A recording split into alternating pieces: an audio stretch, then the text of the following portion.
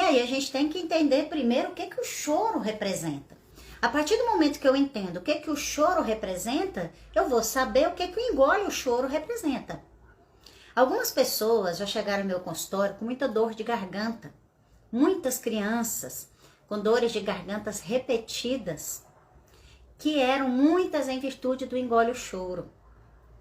Por quê? O choro, ele é uma representação, é uma forma da nossa alma jogar para fora, do nosso emocional, jogar para fora aquilo que está doendo. Quando você fala engole o choro, está dizendo, olha só, represa tudo que você está sentindo aí e não precisa lidar com isso. Você simplesmente engole, finge que não existe e está tudo certo. E às vezes as pessoas, elas vão adoecendo em virtude disso. Muitos param a tireoide. Outras tantas pessoas começam a inflamar muito, né, as amígdalas. Porque ela tem que engolir uma situação em que ela quer jogar para fora, ela quer chorar, ela quer jogar aquele conteúdo em cima de alguém. E nós não entendemos como que a gente lida com isso. Principalmente quando somos crianças. Quando somos crianças, a nossa forma de expressão é com choro. E se a gente não pode se expressar, tá dizendo assim para você, olha só, não expressa suas emoções não. E o que o adulto lá na frente, ele vai fazer quando ele tiver que expressar suas emoções? Não vai expressar.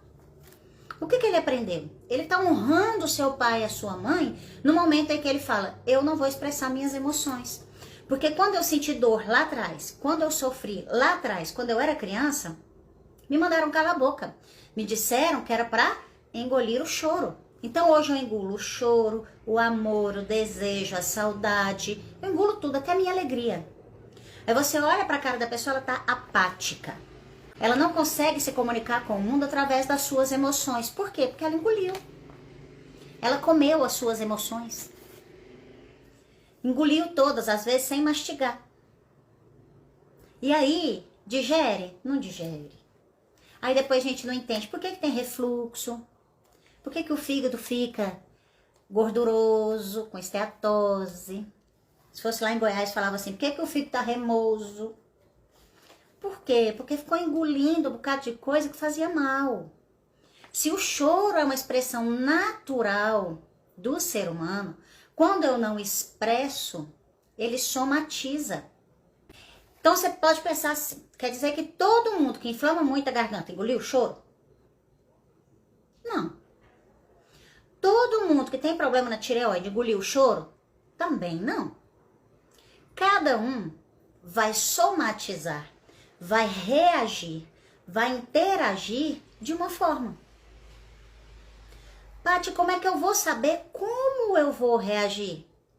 Isso vai depender das suas fragilidades, dos seus órgãos de choque, da sua forma de lidar com as suas emoções.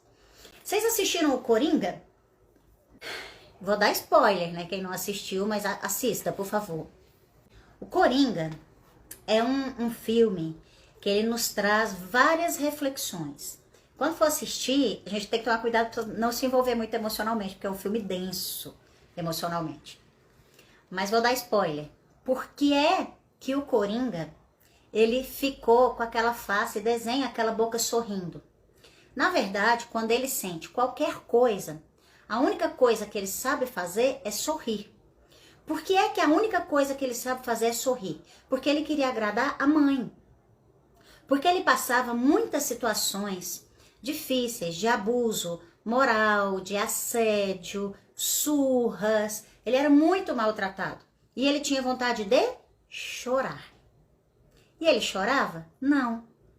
A mãe chegava até ele, que a mãe também tinha problemas psiquiátricos severos, e falava assim, você tem que sorrir. Tudo que acontece na sua vida é para você sorrir. Sorria, sorria. E ele sofrendo, ele apanhando, ele passando fome, levando choque.